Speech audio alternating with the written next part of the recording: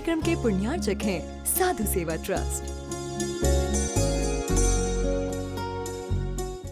सभी गुरु भक्तों का एक ही प्रण, साधु सेवा और समर्पण। इसी भाव एवं भावना के साथ कार्य कर रहा है साधु सेवा ट्रस्ट। हम जानते हैं हमारे गुरुओं ने हमें इतना सब कुछ दिया, परंतु हमने अपने गुरुओं के लिए क्या किया, ये सवाल जरूर उठता है। देश के कई ऐसे प्रांत हैं जहां पर दिगंबर मुनियों को विहार करने में बहुत कठिनाई आती है। चौके वाले न मिलने पर विहार के दौरान आहार की व्यवस्था भी नहीं बन पाती। कई गांव व शहर आज भी ऐसे हैं जहां साधु संतों के चातुर्मास नहीं हुए हैं। इन सब को देखते हुए श्री साधु सेवा ट्रस्ट का उदय हुआ, जिससे दिगंबर मुनियों के आहार, विहार, प्रवास आदि की व्यवस्था को सुचारू रूप से बनाया जा सके, जिसके माध्यम से हमारा समाज, धर्म, संस्कृति सब सुरक्षित रह सकते हैं। क्यों न हम भी अपनी चंचला लक्ष्मी का सदुपयोग करें एवं अपने सच्चे गुरुओं की रक्षार्थ हेतु आगे आएं। योजना: परम संरक्षक 1,11,111 रुपए, वरिष्ठ संरक्षक 51,151 रुपए, संरक्षक 31,131 रुपए, आजीवन सदस्य 21,121 रुपए, सदस्य 11,111 रुपए, आजीवन मासिक दान दातार 500 रुपए। खाता विवरण: account name VVSP Sadhu Seva trust, bank name HDFC bank limited, account number 50200073358170, IFSC code HDFC 0001273, trust PAN card AADTV 8567E, mail ID vvspsadhusevatrust@gmail.com।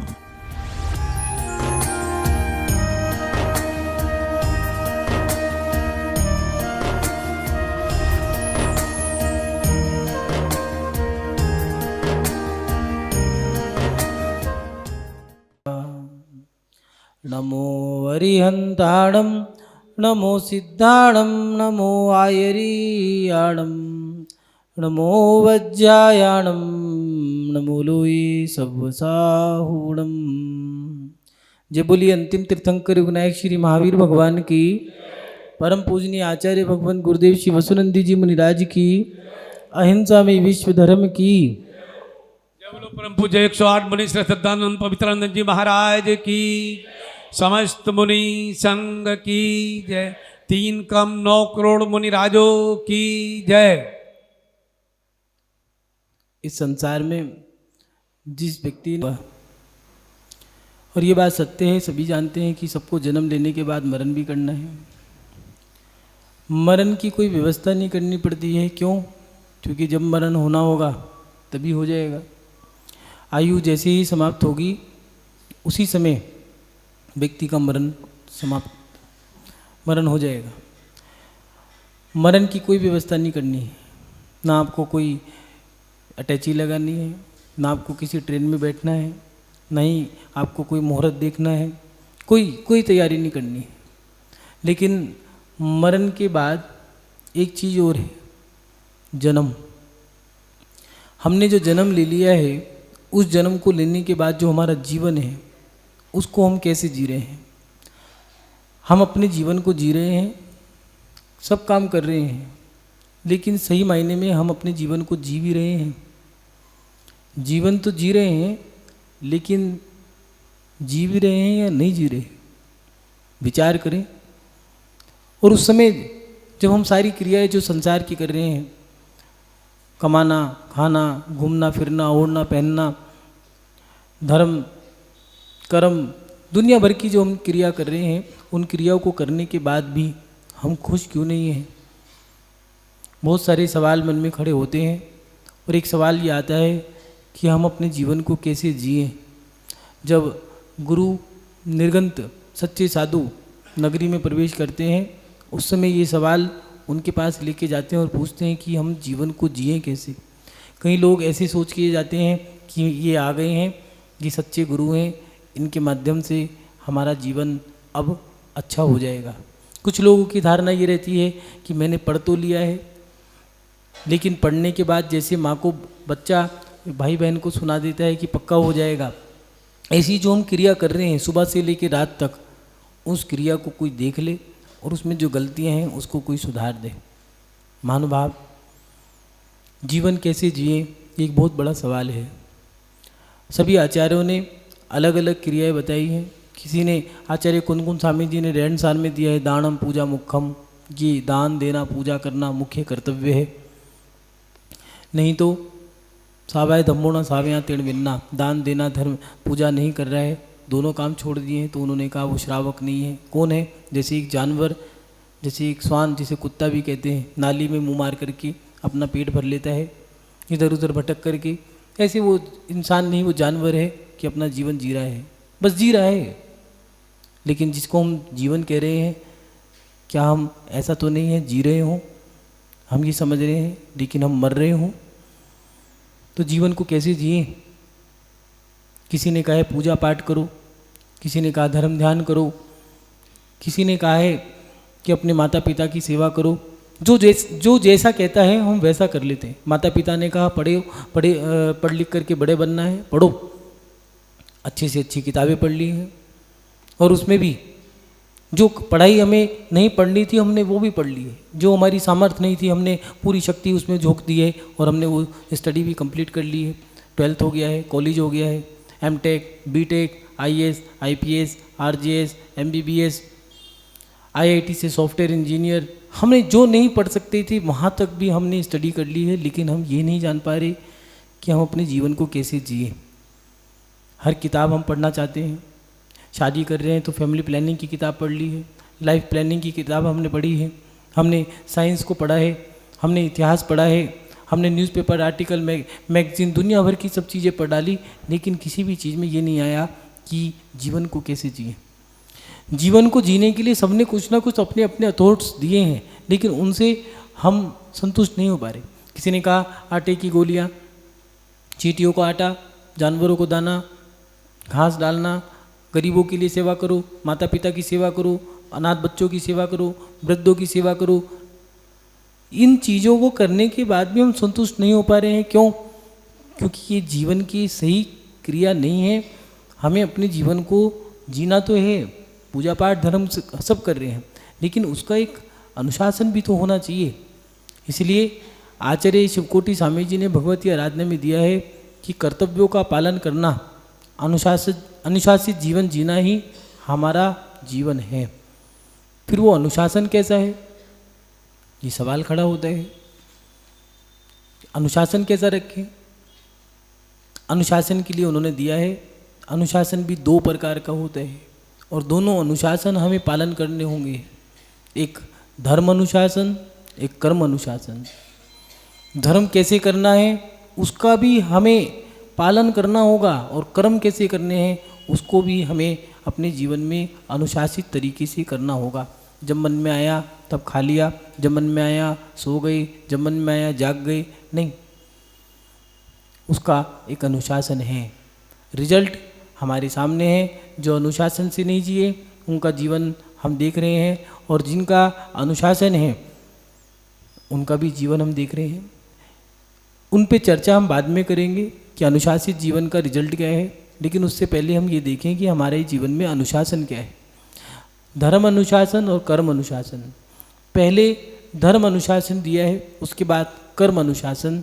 वो धर्म अनुशासन में आचार्यों ने 6 चीज़ें बताई हैं। आचार्य जिनसेन स्वामी जी ने आदि पुराण के भाग 2 में 38वें अध्याय में ये हमारी क्रियाएं बताई हैं कि हमें अपने जीवन में कैसे करना है, कैसे जीना है, क्या करना है।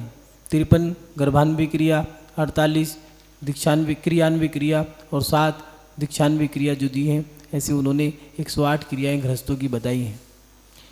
इज्जा, दत्ती, वार्ता, संयम, तप, त्याग इत्यादि। अनुमोद की क्रिया, पीति क्रिया, सुपीति क्रिया, ये जो 53 क्रियाएं दी हैं। गर्भान्वय, गर्भ हो गया है तो किस समय में क्या करना है। आज लोग कह रहे हैं बेटियां नॉन जैनों में जा रही हैं, बेटियां जैन समाज में नहीं शादी कर रही हैं, बच्चे बिगड़ते जा रहे हैं। कारण कहीं ना कहीं हमारा अनुशासन टूट चुका है। वो अनुशासन क्या है? तो आचार्य भगवान ने 6 अनुशासन में प्रथम नंबर पे दिया है देव दर्शन। जिनेंद्र भगवान की पूजा माने जिन पूजा। वो क्या है? जिनेंद्र भगवान की पूजा करना। दिन प्रतिदिन प्रातःकाल उठ कर के हमें जो आप लोगों ने पढ़ा भी होगा। सुबह उठ कर के नहा धो कर के शुद्ध वस्त्र पहन कर के आपको ये कहाँ जाना है? मंदिर, जिनेंद्र भगवान की पूजन करने। क्यों? क्योंकि ये हमारी कुल परंपरा है, कुलाचार से चलती आ रही है, आगम से चलती आ रही है, आदिनाथ भगवान से लेकर के महावीर स्वामी के समय तक ये हमें करनी ही है। और उसमें जो आप लोग कर रहे हो वो सुबह उठ कर के, सुबह कितने बजे उठना है? उठने का समय भी निर्धारित है। सूरज की जैसे ही पो फटती है उस समय तक हमारी आंखें खुल जानी चाहिए। ये जैसे चिड़िया आप लोग देखते होंगे, जैसे ही सूरज की पो फटती है चिड़ियाएँ चहकना महकना शुरू कर देती है, सभी पक्षी अपने घोंसलों से निकलना शुरू कर देते हैं। ऐसे ही मनुष्य के लिए दिया है। अब दिन निकल गया है, दिन निकलते के साथ ही आपको सुबह उठते के साथ ही बाहर निकलना है। और निकलना है क्या? नहा धो कर के। नहाना और धोना माने स्नान करना, धोना माने अपने वस्त्रों को अपने आप धोना। ऐसा नहीं है और हम गलत कर रहे हैं तो उसका रिजल्ट भी हमारे सामने है। ऐसा नहीं है कि आपके कपड़े कोई और धोएगा, आपके अपने वस्त्र हैं, आपको स्वयं ही धोना होगा।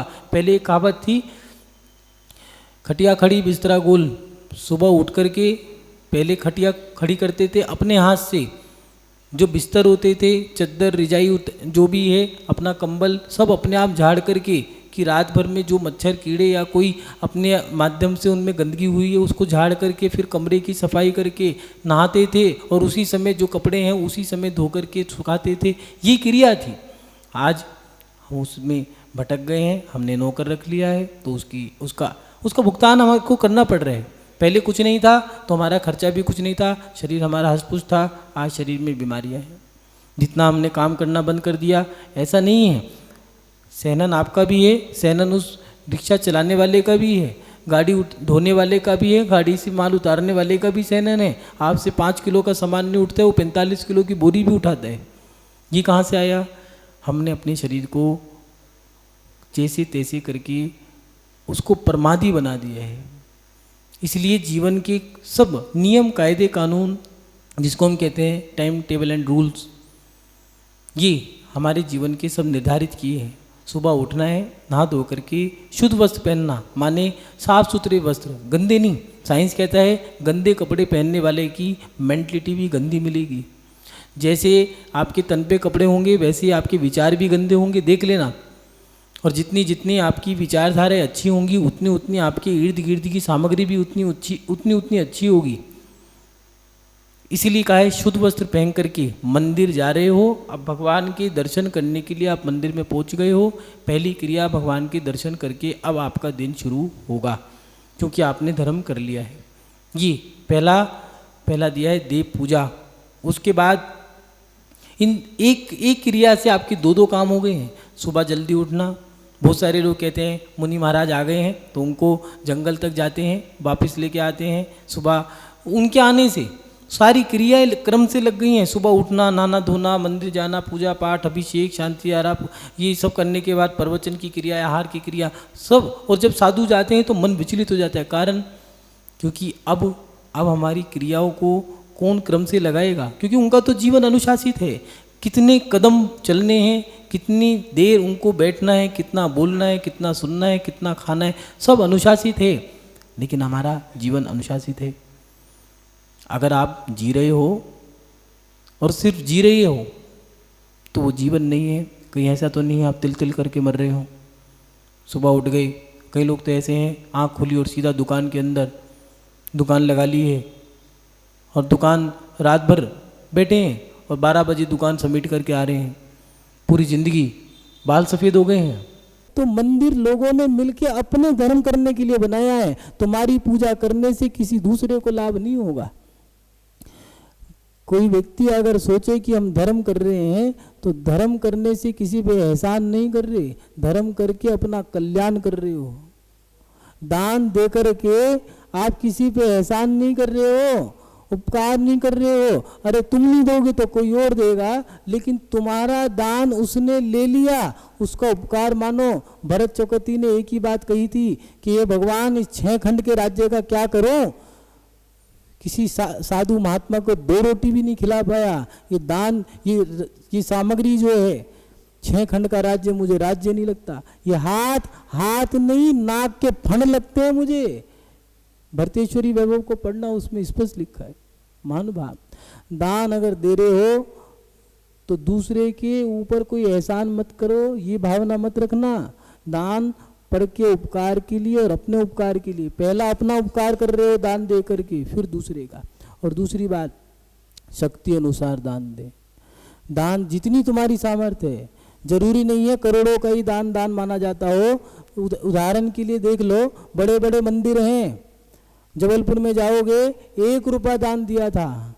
पत्थर की मूर्ति लेकर के आई थी वो आटा पीसने वाली महिला, और मूर्ति ला करके उनने भगवान का पास में देवगढ़ से मूर्ति ला करके पंचकल्याण करा लिया, और वो महिला मर गई। भगवान की दिन रात पूजा करती थी कि मेरे ठाकुर जी आ गए, मेरे भगवान मेरी कुटिया में आ गए, मैं तो धन्य हो गई हूँ। बस पत्थर के पाषाण के भगवान थे, क्या मोल होगा उस समय पाषाण का। और रानी कर्णवती की जो महल उसके सामने खड़ा था, उसने कहा कर्णवती ने कि सामने इस बुढ़िया की जो कुटिया है मेरे महल की शोभा बिगाड़ती है, इसकी कुटिया हटा दो। बुढ़िया के पास गए, रानी को बहुत समझाया, गरीब है क्यों उस पर ऐसा दंड देते हो। बुढ़िया के पास गए, उसको समझाया चली जा। दोनों अपनी जिद पे अड़े थे। रानी के कुटिया होने से मेरे महल की शोभा खराब होती है। उस बुढ़िया को बताया कि रानी ने इसलिए आपकी कुटिया हटाने को कहा है कि उसकी महल की शोभा खराब होती है। तो उस बूढ़ी महिला ने कहा कि रानी से जाके कह दो क्यों गरीब पर इतना दंड देती है। इतने बड़े, मेरी इस कुटिया के सामने इतना बड़ा महल खड़ा है, मैं तो कुछ नहीं कहती उसको, मेरी भी तो शोभा खराब होती होगी। इस दान का दुरुपयोग हो गया है, इसलिए दान गुरु से पूछ करके दें। महानुभाव, कुछ बातें विशेष हैं। अगर कोई व्यक्ति तुम्हारे दान का दुरुपयोग कर रहा है और फिर भी, ये विशेष बात है, ध्यान रख लेना, लिख लेना, काम आएगी। अगर कोई व्यक्ति तुम्हारे दान का दुरुपयोग कर रहा है या जहाँ पर दान का दुरुपयोग हो रहा है, और अगर तुम दान दे रहे हो वहाँ पर भी, तो ये भी याद रखना, दान दे करके पाप भी लगता है। हाँ, जहाँ पर तुम्हारे दान का दुरुपयोग हो रहा है, चोरी हो रही है, वहाँ पर तुम दान दे रहे हो तो तुम उसको चोरी की प्रेरणा दे रहे हो, तो आपको चोरी का दोष लगेगा दान दे करके भी। क्यों? क्योंकि दान का दुरुपयोग हो रहा है। इसलिए ये भी सावधानी बरतनी पड़ेगी। अगर तुम्हारे दान का दुरुपयोग हो रहा है तो धर्म को बचाने के लिए, किसको? धर्म को बचाने के लिए और धर्मात्मा को बचाने के लिए आपको वहाँ पर दान नहीं देना। दूसरी बात, विशेष ध्यान रखने वाली बात जो है, सच्चे धर्मात्मा का दान सच्चे स्थानों पर ही लगना चाहिए। हमारे धर्म के अंदर जो मोक्ष मार्ग का जो धर्म है, इसमें क्या चीज़ नहीं है। आज की व्यवस्थाएं बड़ी डगमगा गई हैं, क्योंकि धर्मात्मा लोग बाहर से अपने आप को धर्मात्मा कह रहे हैं, दान वो कहीं और देते हैं।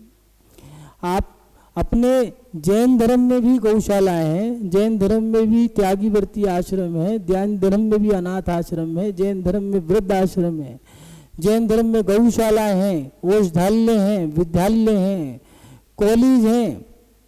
जैन धर्म में भी गरीब लोग हैं, ऐसा नहीं है गरीब। जैन धर्म में बेटियों की शादी नहीं हो रही है तो वहाँ पर भी दान दे सकते हो। क्या ज़रूरत है आपको वहाँ पर जाके दान देने की? इसलिए ये विशेष बात है, जो धर्मात्मा लोग दान देना चाहते हैं उन लोगों को अगर दान देना है तो दान देते समय ये बात भी ध्यान रखनी चाहिए कि अपना दान अपने धर्म में दें। अपना दान, बनिया का पैसा 1 रुपया जो धर्मात्मा है उसका 1 रुपया भी, 1 पैसा भी ईमानदारी का है, सच्चा है, वो 1 पैसा 1 करोड़ रुपए के बराबर है। इसलिए वो 1 पैसा भी ऐसी जगह नहीं जाना चाहिए जो गंदी जगह हो। इसलिए जैन धर्म का अगर कोई धर्मात्मा है तो पहले उसे जैन धर्म में दान देना चाहिए, फिर गुरु से पूछ करके दूसरी जगह अगर वो कहें तो दान देना चाहिए। ये 2 बात विशेष हैं। और एक बात और, पहला दान गुरुओं के लिए निकाला जाता है। कौन सा? आहार दान, औषध दान, अभय दान, ज्ञान दान। आज लोग कहते हैं साधु शिथिलाचारी, शिथिलाचारी, शिथिलाचारी। शिथिलाचारी का मतलब क्या होता है जानते भी हो? जिसकी साधना में शिथिलता आ गई है उसे शिथिलाचारी कहते हैं। साधना में शिथिलता आई क्यों? तुमने दान गुरुओं के लिए निकालना बंद कर दिया, मंदिरों की दीवारें सजानी तो शुरू कर दी, लेकिन साधुओं के लिए दान देना बंद कर दिया।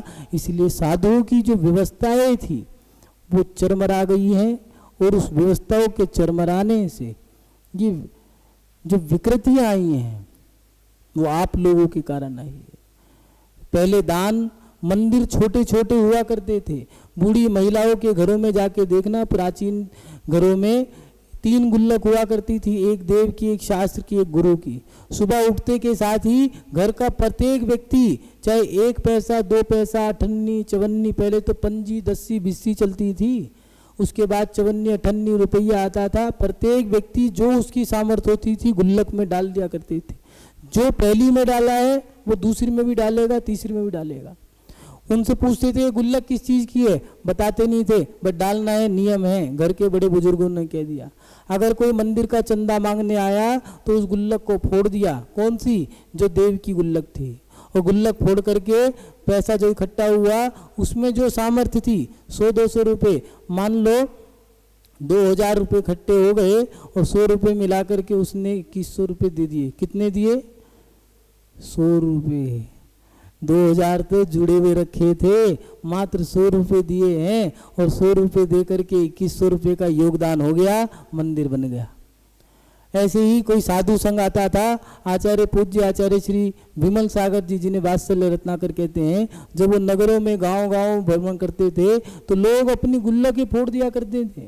वो क्या करते थे? ज्ञान दान, औषध दान, या फिर साधु 3 गुल्लक होती थी, एक देव की, एक गुरु की, एक शास्त्र की।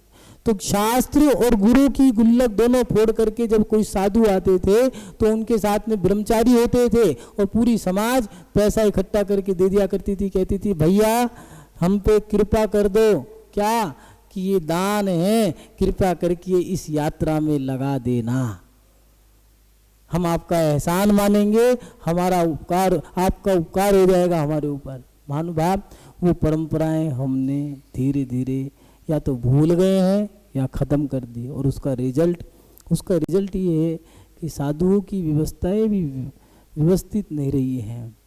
इसलिए पहला दान गुरु का दान ये निकालना होगा। देव आज्ञा, गुरु आज्ञा, हर क्षेत्र में बिना गुरु आज्ञा के अगर भगवान की आज्ञा ले ली कोई प्रभाव नहीं पड़ेगा, गुरु आज्ञा भी लेनी जरूरी है। सिद्ध चक्र जैसा विधान, चाहे पंच कल्याण प्राण प्रतिष्ठा महोत्सव और सिद्ध क्षेत्रों की यात्रा बिना गुरु के आशीर्वाद के हो ही नहीं सकते। ये कभी भी बिना उनके आशीर्वाद के समाज कितना भी बड़ा विधान करा ले, लेकिन आशीर्वाद चाहे छोटा सा साधु ही क्यों ना हो चाहिए। तो महानुभाव, गुरु के लिए दान जरूर निकालना होगा। पहला दान, सुबह उठ करके प्रत्येक व्यक्ति को 3 रुपये, सम्यक दर्शन, सम्यक ज्ञान, सम्यक चारित्र, 3 रुपये प्रत्येक घर के व्यक्ति को दान निकालने चाहिए। ऐसे 15 रुपये दान अगर हर कोई निकालता है तो महानुभाव पूरा जैन समाज निकालेगा, तो ना तो मंदिर में कोई कमी आएगी, ना ही कोई गुरुओं के लिए कमी आएगी, ना ही कोई शास्त्रों के लिए कमी आएगी। इसलिए विशेष है, आप लोग इस पे ज़रूर ध्यान दें। बातें थोड़ी कड़वी हैं, गुरुजी कहा करते हैं मीठे प्रवचन दिया करो, क्योंकि वो मीठे प्रवचन देते हैं। लेकिन कभी कभार वैद्य लोग कड़वी औषधि भी देते हैं, जिससे कि स्वास्थ्य जल्दी ठीक हो जाए। तो महानुभाव, आप सभी लोग अपने जीवन में दान देते समय इन चीज़ों पर जरूर विशेष ध्यान दें। सवाल बहुत खड़े होते हैं, और ये सवाल भी एक बहुत बड़ा है कि दान देते समय कहाँ पर किन किन बातों का ध्यान रखें। तो 5-6 बातें जो बताई हैं वो कौन कौन सी? पहला ये, दान हम दे कहाँ पर रहे हैं। दूसरी बात, दान किस पात्र को दे रहे हैं। तीसरी बात, हमारे दान का सदुपयोग हो रहा है या नहीं हो रहा। चौथी बात, दान शक्ति अनुसार दें, कोई तुम्हारा गला पकड़ के दान नहीं ले रहा है। और कोई अगर जबरदस्ती दान ले तो उसे हाथ जोड़ के कह दो भाई साहब हमारी सामर्थ्य इतनी है, इससे ज़्यादा नहीं है, वो नहीं लेगा। और जो जबरदस्ती दान लेते हैं उनको जबरदस्ती दान लेना भी नहीं चाहिए। हाँ, ये भी याद रखना, तुम दान देते नहीं होंगे तो इसलिए वो जबरदस्ती दान लेते हैं। दान देना कितना है? तो दान देने के लिए 25% प्रत्येक व्यक्ति को दान देना ही है। क्यों? अगर नहीं दोगे तो लिखा है धन की गति 3 है, दान भोग और नाश, जहाँ जेठी की कदर नहीं होवे सर्वनाश। इसलिए दान जो आपके पास तन है उसका सदुपयोग करना है तो अपनी शक्ति अनुसार दान देना चाहिए। अगर लाख रुपए कमा रहे हो तो 25,000 रुपये आपको मंदिर के लिए निकालना है। जिस व्यक्ति ने 1 करोड़ की शादी करी है तो 25 लाख रुपए धर्म में भी देने होंगे। ऐसा नहीं है पहले के लोग शादी नहीं कर सकते थे 8-8, 10-10 करोड़ की, लेकिन शादी तो करी 8 करोड़ की, दान कितना निकाला? कम से कम 2 करोड़ रुपए का दान निकालना पड़ेगा। अगर नहीं निकाला तो मंदिर का निर्माल्य खाने का दोष लगेगा। वो 25% दान हमारा है, हमारे पुण्य से, हमारे आशीर्वाद से, देवशास गुरु की कृपा से आपके पास वो धन दौलत आई है। इसलिए आपको 25% दान हंस के निकालो, नहीं तो वो खाल उधेड़ के डॉक्टर निकलवा लेंगे, बीमारी में जाएगा। इसलिए आप लोगों को 25% दान देना चाहिए और दान शक्ति अनुसार दें। अपने धन का 25% दान दें और दान गुरु से पूछ करके दें। और विशेष रूप से जो बात ध्यान रखने योग्य है, दान अपने धर्म में दें, गुरु से पूछ करके दें। और अगर कहीं दान का दुरुपयोग हो रहा है तो वहाँ बिल्कुल मत दो, पीछे हट जाओ। क्यों? क्योंकि उसका नहीं, धर्म का नुकसान हो रहा है, परंपरा चल जाएगी। धर्म में पैसे खाने की, दान को खाने की, चोरी करने की सबको आदत पड़ जाएगी। इस धर्म की सुरक्षा करने के लिए हमें ये कार्य करने होंगे, सावधानियां बरतनी होंगी। महानुभाव, आप सभी लोग अपने धन का सदुपयोग करें, अपने दान को देकर के अपनी आत्मा का कल्याण करें, साथ ही से पुण्य की वृद्धि करें, जिससे आपका शुभ होगा, मंगल होगा। इन्हीं सद्भावनाओं के साथ कि आपका शुभ हो, मंगल हो, अपनी शब श्रृंखला को विराम देता हूँ। जय बोलिए परम पूजनीय आचार्य भगवान गुरुदेव श्री वसुनंदी जी मुनिराज की, अहिंसा में विश्व धर्म की। इस कार्यक्रम के पुण्यार्चक थे साधु सेवा ट्रस्ट।